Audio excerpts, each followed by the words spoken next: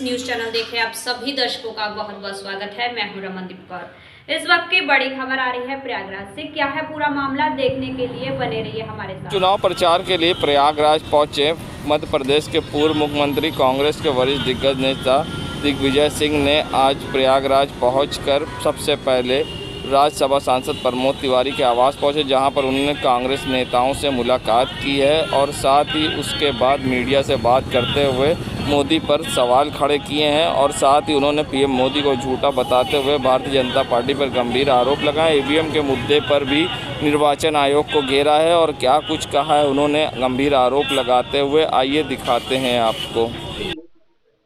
क्योंकि मोदी जी के जो बराबर झूठ बोलने के प्रमाण आते जा रहे हैं जनता के सामने, और महंगाई बढ़ती जा रही है, बेरोजगारी बढ़ती जा रही है, उस पर मोदी जी बात ही नहीं करते।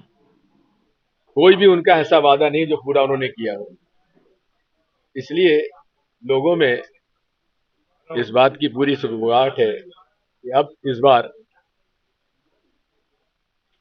एनडीए सरकार नहीं बन पाएगी। अगर आप जैसा कह रहे हैं, अगर आपकी इंडिया गठबंधन सरकार बनती तो प्रधानमंत्री कौन होगा? ये तो तय करेंगे, जैसे पिछली बार 2004 में किया गया था। डॉक्टर मनमोहन सिंह जी डिक्लेयर तो पहले नहीं हुए थे ना, हो जाएगा। अच्छा, यूपी के दो जो लोकसभा सीटें हैं महत्वपूर्ण है, गांधी परिवार के हैं, जैसे अमेठी और रायबरेली। रायबरेली को लेकर एक बार फिर से कहा जा रहा है कि राहुल गांधी जो है यहाँ से नहीं जीतेंगे और बीजेपी दावा कर रही है। देखिए, बात यह है, रायबरेली सोनिया जी जीतती आ रही है और पिछले चुनाव में भी वो जीते थी। अमेठी भी राहुल गांधी जी जीतते, लेकिन अब रायबरेली में तो मैं समझता हूं कि बड़ी आसानी से जीतेंगे। सर, चुनाव से अमेठी पहले भी जीत सकते हैं। चुनाव से पहले जब इंडिया गठबंधन की बैठक होती थी, तब आप लोग कहते थे कि प्रधानमंत्री का चयन जो है हम लोग सिलेक्शन, लीडर का सिलेक्शन हम लोग आफ्टर इलेक्शन करेंगे। भूपेश बघेल जी रायबरेली में बयान दे रहे हैं कि राहुल गांधी प्रधानमंत्री चुनेगी रायबरेली की जनता। क्या मतलब है? कि भूपेश बघेल जी अगर उन्होंने कहा तो उनसे पूछिए।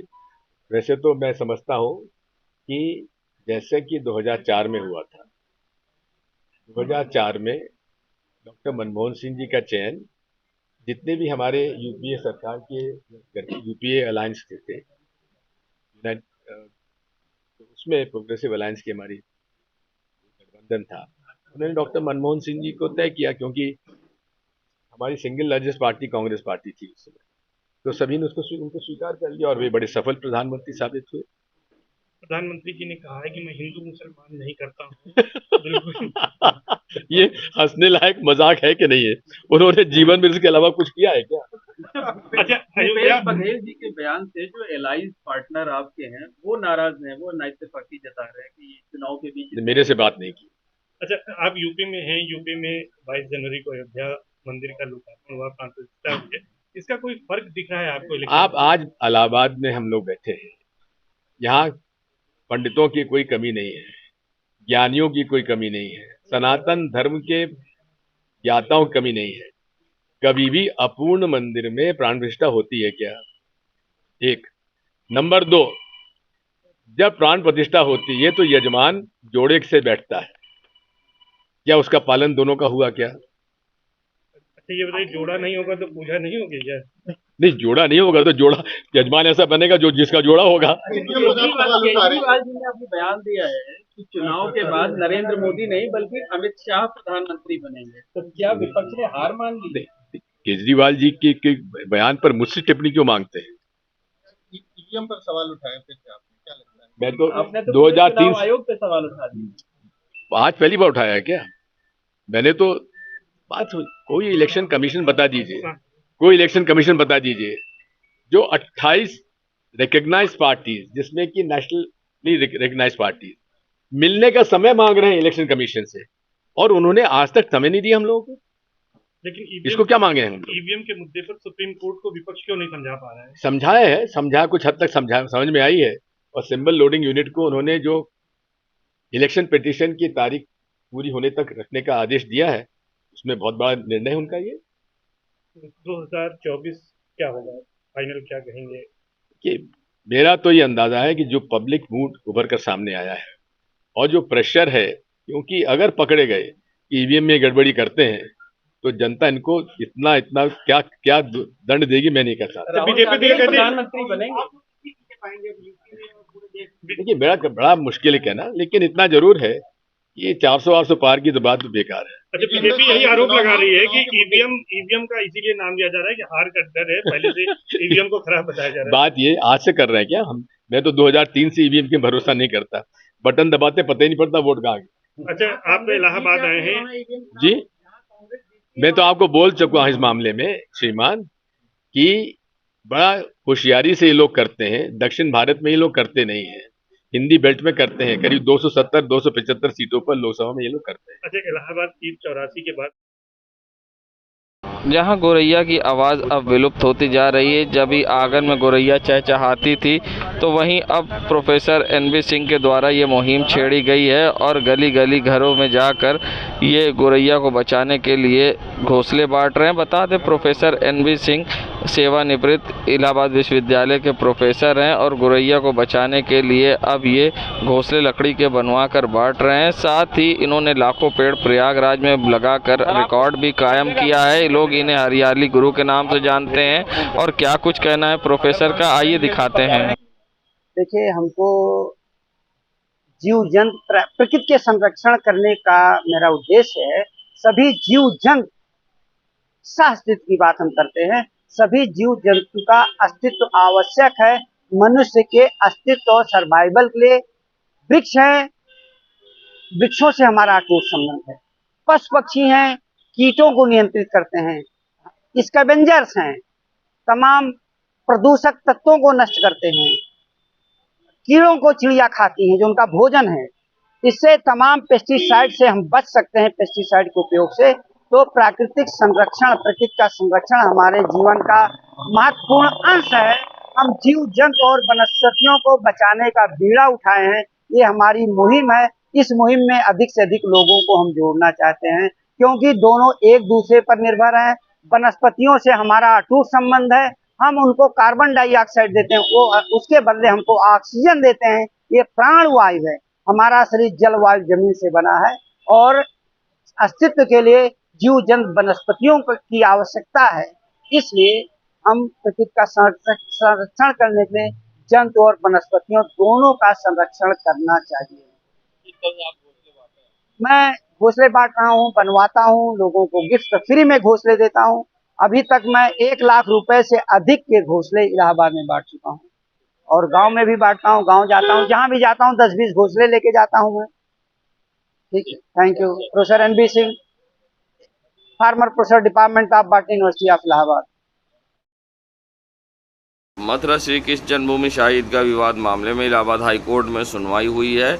याचिका नंबर 15 में जहां हिंदू पक्ष ने अपनी ओर से पक्ष रखा है। इससे पहले भी कई याचिकाओं में हिंदू पक्ष ने अपना पक्ष रखा था मुस्लिम पक्ष की सुनवाई पूरी होने पर। बता दें मुस्लिम पक्ष ने जहां हलफनामा दाखिल करने के लिए हाई कोर्ट से समय मांगा है।